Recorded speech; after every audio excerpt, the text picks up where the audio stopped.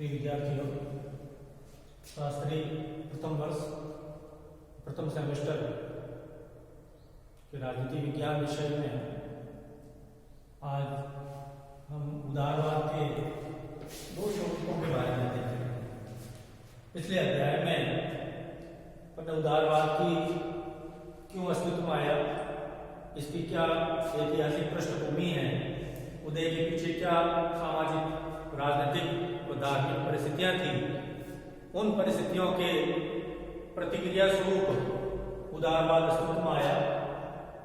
इसके अलावा हमने उदारवाद के मूल सिद्धांतों के बारे में अध्ययन किया, अर्थात उदारवाद व्यक्ति की बुद्धि, व्यक्ति के व्यक्तित्व को प्रधानता प्रदान करता है, अर्थात कि उदारवाद के अंतर्गत व्यक्ति ही साध्य है। व्यक्ति का कल्याण करना समाज व राज्य का उद्देश्य है, अर्थात व्यक्ति साध्य, राज्य व समाज व्यक्ति के कल्याण के साधन मात्र है। आज हम उदारवाद के स्वरूपों के बारे में अध्ययन करेंगे। मूलतः उदारवाद के दो स्वरूप हमारे सामने आते हैं। एक उदारवाद का परंपरागत स्वरूप। जब उदारवाद का विचार प्रारंभ हुआ और उस समय उदारवादी समर्थक जो विचारक थे, उन्होंने उदारवाद को किस रूप में देखा, तत्पश्चात 19वीं शताब्दी में उदारवाद में भी ऐसी कमियां रह गई जिसके स्वरूप एक सुधार के रूप में आधुनिक उदारवाद अस्तित्व में आया। उन कमियों को दूर करते हुए, जहां उदारवाद के मूल सिद्धांत वही थे, लेकिन जो उदारवाद में अतिशयता थी उसको कम करने के लिए आधुनिक उदारवाद अस्तित्व में आया। छात्रों, आपको ये ध्यान रखना चाहिए कि राज्य का जो स्वरूप है उसमें दो तरह के विचार हैं कि राज्य क्या है। राज्य, कुछ विचारधाराएं राज्य को एक स्वाभाविक संस्था मानती है कि व्यक्ति के जन्म से ही या जो सभ्यता के प्रारंभ से ही राज्य का होना एक अपरिहार्य है, अर्थात कि राज्य एक स्वाभाविक संस्था है। और दूसरी जो विचारधारा है वो ये मानती है कि राज्य एक कृत्रिम संस्था है। उदारवाद भी राज्य को एक कृत्रिम संस्था मानता है। प्रतियोगी परीक्षाओं में कई बार प्रश्न आता है राज्य के स्वरूप के बारे में। तो कौन कौन सी विचारधाराएं राज्य को एक स्वाभाविक संस्था मानती है और कौन सी विचारधाराएं राज्य को एक कृत्रिम संस्था मानती है जिसका निर्माण किया गया है। तो उदारवाद राज्य को एक कृत्रिम संस्था मानता है जिसका उद्देश्य व्यक्ति के व्यक्तित्व का कल्याण करना है। तो सबसे पहले अपन उदारवाद का जो परंपरागत स्वरूप है उसके बारे में अध्ययन करेंगे। कंपैरेटिवली आपको अध्ययन करना है। इससे जो छोटे प्रश्न होते हैं उन प्रश्नों में जो सॉल्व करने में आपको सुविधा बनती है। तो सबसे पहले जो परंपरागत जो उदारवाद है उसकी जो मूल तत्व है वो है मानवीय स्वतंत्रता। व्यक्ति को हर प्रकार की, चाहे राजनीतिक स्वतंत्रता हो, नागरिक स्वतंत्रता हो, वित्तीय स्वतंत्रता हो, आर्थिक स्वतंत्रता हो, उसको मिलनी चाहिए। अर्थात इसका जो मूल भाव है वो है व्यक्ति की स्वतंत्रता, अर्थात कि व्यक्ति के ऊपर किसी प्रकार का कोई प्रतिबंध नहीं होना चाहिए। अर्थात कि जो परंपरागत उदारवाद है वो मैं आपको निरपेक्ष स्वतंत्रता का समर्थन करता है। ऐसी स्वतंत्रता, निरपेक्ष स्वतंत्रता, अर्थात कि व्यक्ति के ऊपर किसी प्रकार का कोई प्रतिबंध नहीं होना चाहिए। वहीं जो सकारात्मक उदारवाद है वो सापेक्ष स्वतंत्रता का, जो आधुनिक उदारवाद है जो सापेक्ष स्वतंत्रता का समर्थन करता है। निरपेक्ष का मतलब यह हो गया कि व्यक्ति के ऊपर किसी प्रकार का कोई प्रतिबंध नहीं होना चाहिए, वो हर दृष्टि से स्वतंत्र होना चाहिए। उदारवादी मानता है कि व्यक्ति के जो प्रतिबंध अगर लगा दिए जाए, व्यक्ति की स्वतंत्रता को सीमित कर दिया जाए, तो उसका नैसर्गिक विकास नहीं हो पाता है, उसका प्राकृतिक विकास जो है वो अवरुद्ध हो जाता है। इसलिए जो परंपरागत उदारवाद है व्यक्ति की पूर्ण स्वतंत्रता का समर्थन करता है। अब आपको ये ध्यान रखना है इसमें कि इसके प्रमुख विचारक कौन कौन है। ऐसे कौन कौन से विचारक हुए जिन्होंने परंपरागत उदारवाद का समर्थन किया। सबसे पहला नाम आता है जॉन लॉक। आपने सामाजिक समझौता सिद्धांत का पढ़ा होगा कि राज्य की उत्पत्ति के बारे में सिद्धांत जॉन लॉक के बारे में, हॉब्स और रूसो के बारे में। जॉन लॉक को उदारवाद की आत्मा कहा जाता है। उदारवाद का जो मूल भाव जिस विचारक ने पैदा किया या जिसको सिद्धांत रूप दिया वो जॉन लॉक था। उदारवादी था, इंग्लैंड का रहने वाला था, राज्याश्रय प्राप्त विचारक था और उसने इंग्लैंड की जो लोकतांत्रिक व्यवस्था थी उसका खूब समर्थन किया। अगले चरण में लॉक के विचारों को आगे बढ़ाने वाला जेएस मिल, जॉन स्टुअर्ट मिल, जो स्वतंत्रता का पुजारी कहा जाता है। उसके दो प्रमुख सिद्धांत हैं, विचार और अभिव्यक्ति की स्वतंत्रता, अर्थात कि व्यक्ति की जो विचार है, जो भाव है, उसकी जो अभिव्यक्ति है, उसके ऊपर किसी प्रकार का कोई प्रतिबंध नहीं होना चाहिए। और कार्य की स्वतंत्रता, व्यक्ति मनचाहा कार्य करे, स्वतंत्र होना चाहिए, मनचाहा उद्यम करे। पुस्तक प्रतिनिधित्वक शासन, रिप्रेजेंटेटिव गवर्नमेंट, जॉन मिल की ऑन लिबर्टी, स्वतंत्रता के नाम से उसने पुस्तक लिखी और उस पुस्तक में उदारवाद के बारे में बहुत कुछ बताया। अन्य विचारकों ने हॉब्स, प्रसिद्ध विचारक हुआ जिसने एक पुस्तक लिखी उदारवाद। उस उदारवाद में उसने उदारवाद के कुछ सिद्धांत दिए कि उदारवाद में किन तत्वों से मिलती है उदारवाद, तो उदारवाद के मूल सिद्धांत क्या है। सबसे पहला नागरिक स्वतंत्रता। एक नागरिक होने के नाते व्यक्ति को राज्य में जो अधिकार मिलते हैं वो व्यक्ति को मिलना चाहिए। अर्थात कि व्यक्ति व्यक्तियों द्वारा शासित नहीं होना चाहिए, व्यक्ति कानून के द्वारा ही शासन हो सकता है। अर्थात कि मध्ययुगीन जो वर्गीय विशेषाधिकार थे, धर्म के जो विशेषाधिकार प्राप्त थे, शासकों के जो विशेषाधिकार प्राप्त थे, राज्य को जो विशेषाधिकार प्राप्त थे, उसका वो विरोध करता है। अर्थात कि व्यक्ति के अधीन कभी नहीं रह सकता, वो कानून के अधीन रह सकता है और कानून सभी लोगों पर समान रूप से आवंटित होता है। अब उसने व्यक्ति की इच्छा, व्यक्ति की गरिमा को प्रधानता प्रदान की। अर्थात कि नागरिक स्वतंत्रता के अंतर्गत मध्ययुगीन जो व्यक्तियों के ऊपर जो एक वर्ग बना हुआ था, धर्म का, राजतंत्र का, कुछ सामंतों का, उस वर्ग ने जनता का जो शोषण किया, उस शोषण के विरुद्ध उदारवाद अपनी बात रखता है कि व्यक्ति व्यक्तियों से कभी शासित नहीं हो सकता, वो केवल और केवल कानून से शासित हो सकता है। वित्तीय स्वतंत्रता, उदारवाद का सबसे प्रमुख लक्षण है संपत्ति की स्वतंत्रता। मैंने आपको बताया व्यक्ति के जो प्राकृतिक अधिकार है, जीवन, संपत्ति और स्वतंत्रता, इसका वो समर्थन करता है और उसमें संपत्ति का जो अधिकार है उदारवाद इसको बहुत महत्व देता है। वो कहता है कि संपत्ति व्यक्ति का एक पवित्र अधिकार है और वो ये तर्क देते हैं कि संपत्ति ही व्यक्ति के व्यक्तित्व का निर्माण करती है। अगर संपत्ति का संभाव कर दिया जाए तो उसके व्यक्तित्व का निर्माण नहीं हो सकता। दूसरा, इसमें ये विचार कहते हैं कि अगर आप शासन में किसी को प्रतिनिधित्व नहीं देते हैं तो आपको कर लेने का कोई अधिकार नहीं है। आपको मालूम होना चाहिए कि अमेरिकी स्वतंत्रता संग्राम में यही नारा बुलंद हुआ था कि हम ब्रिटिश राज को कोई कर नहीं देंगे जब तक कि हमारे में प्रतिनिधित्व नहीं दिया जाए। नेक्स्ट, व्यक्तिगत स्वतंत्रता, जीवन के सभी पक्षों में निर्णय लेने की स्वतंत्रता व्यक्ति को होनी चाहिए।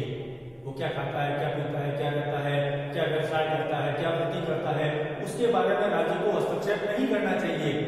हस्तक्षेप का सिद्धांत या इसको लेसेस-फेयर का सिद्धांत के नाम से जाना है। सामाजिक स्वतंत्रता, समाज में धर्म, जाति, लिंग के आधार पर कोई भेदभाव नहीं होना चाहिए। सभी लोगों को समानता के साथ में अपन जीवन निर्वाह करने का अधिकार होना चाहिए, समर्थन करता है। आर्थिक स्वतंत्रता, ये सबसे इसका महत्वपूर्ण उदारवाद का जो सबसे महत्वपूर्ण जो गुण है वो आर्थिक स्वतंत्रता। अर्थात कि राज्य को व्यक्ति के आर्थिक और व्यापारिक मामलों में कोई हस्तक्षेप नहीं करना चाहिए। हस्तक्षेप का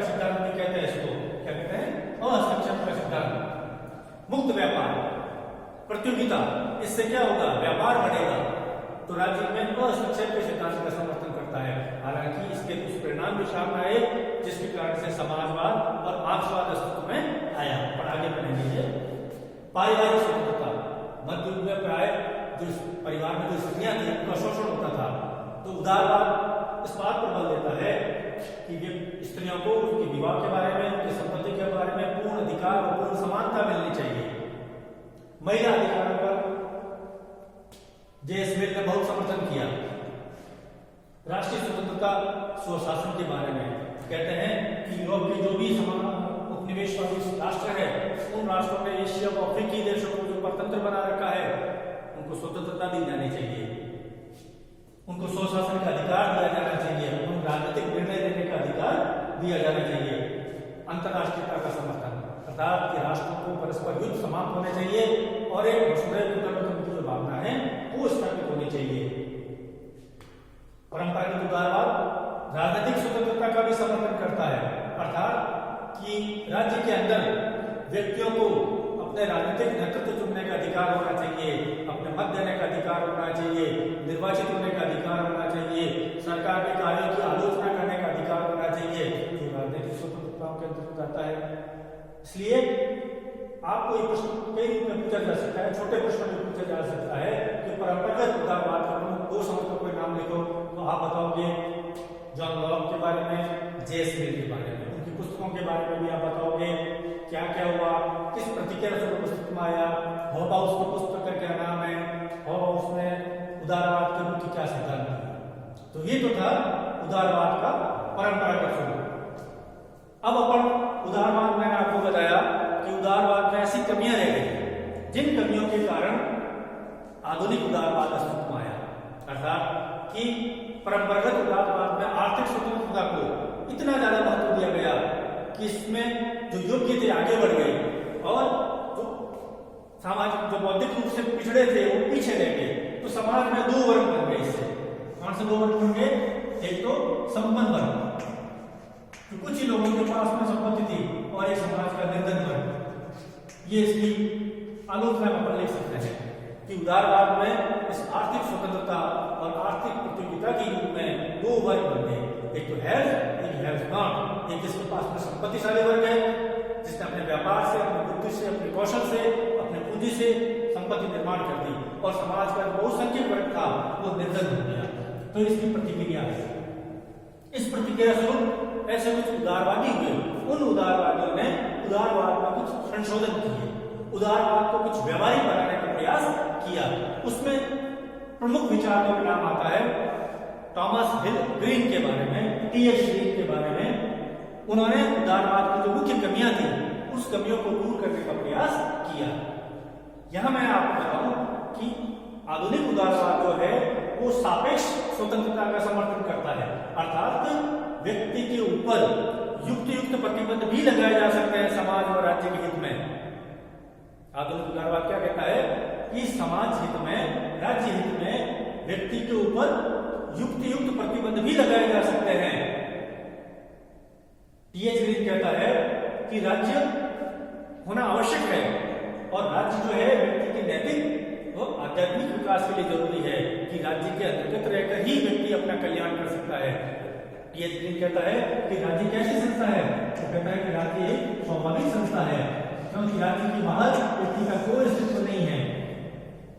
इसलिए टी.एच. ग्रीन ये कहता है कि व्यक्ति अपने व्यक्तित्व का, व्यक्ति अपने आध्यात्म का, अपने नैतिक गुणों का विकास केवल राज्य के अंदर ही कर सकता है, राज्य के कानून का पालन करने से ही कर सकता है। दूसरा ये कहा जाता है कि राज्य जो है व्यक्ति के जीवन में आने वाली बाधाओं को दूर, हर्डल अगेंस्ट हर्डल, अर्थात कि राज्य जो है व्यक्ति के जीवन में आने वाली बाधाओं के सामने बाधाएं खड़ी करता है, तो उसको कहते हैं हर्डल अगेंस्ट हर्डल, अर्थात कि व्यक्ति के जीवन में जो भी बाधाएं आती है उन बाधाओं के सामने बाधाएं खड़ी करने का अधिकार करने का कार्य जो है वो राज्य करता है। इसलिए व्यक्ति के जीवन के लिए राज्य की अहमियत बनी रहनी चाहिए। तो ये आधुनिक उदारवाद का जो रूप है उसको व्यवहारिक बनाने का जो प्रयास है वो विचारकों ने किया। अब कोई भी सिद्धांत अपन पढ़ेंगे उसकी आलोचना अवश्य होती है कि कोई भी राजनीतिक दर्शन अपने आप में पूर्ण नहीं होता। सामाजिक जो परिस्थितियां, जो राजनीतिक परिस्थितियां बदलती है, उस बदलती परिस्थितियों में ऐसे कुछ तत्व उसमें आ जाते हैं जिसके कारण से आलोचना भी स्वाभाविक हो जाती है। तो उदारवाद की जो प्रमुख आलोचक है, उस आलोचकों में नाम आता है ब्रिटिश लेखक एडमंड बर्क का नाम आता है। एडमंड बर्क ने उदारवाद की आलोचना की है। उसने कहा है कि उदारवाद में इतिहास और परंपराओं का इतना विरोध किया कि व्यक्ति जो है वो इतिहास के जो अनुभव है उससे वंचित हो गया। आज हजारों वर्षों से मनुष्य का इतिहास का निर्माण हुआ है और इतिहास अपने आप में एक अनुभव होता है, व्यक्ति अनुभवों से सीखता है, लेकिन उदारवाद ने उन अनुभवों को, उन परंपराओं को दरकिनार कर दिया, जिससे व्यक्ति अपने ऐतिहासिक जो अनुभव है, जो ऐतिहासिक कार्य हुए थे, उनको प्राप्त करने से वो वंचित रह जाता है। बर्क कहता है कि ये उदारवाद स्वतंत्रता से स्वतंत्रता की ओर ले जाता है, अर्थात व्यक्ति के ऊपर कोई प्रतिबंध नहीं रहेंगे तो व्यक्ति जो है वो निरीह प्राकृतिक व्यवस्था की तरह हो जाएगा।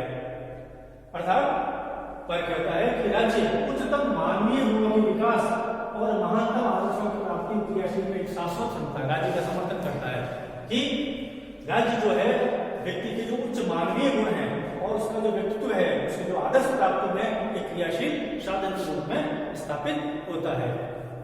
अंत में आपको उदारवाद की मूल सिद्धांत के बारे में आपको पूछे तो आपको उसके पक्ष में लिखना है कि निसंदेह उदारवाद की कुछ आलोचना होती है, कोई भी विचार अपने आप में पूर्ण नहीं होता, लेकिन उदारवाद ने आधुनिक विश्व की जो नींव रखी, आज विश्व में सभी देशों में, प्राय सभी देशों में उदारवाद का जो मूल दर्शन है, जिसमें व्यक्ति की स्वतंत्रता, व्यक्ति की गरिमा को स्थान दिया गया है, उसी उदारवाद के सिद्धांत पर एशिया व अफ्रीका के अनेक जो औपनिवेशिक देश थे, जो परतंत्र देश थे, वो स्वतंत्र हुए, जिनका मुख्य आधार उदारवाद की आत्माएं थी। उस उदारवाद के मुख्य लक्षणों के आधार पर ही स्वतंत्र हुए।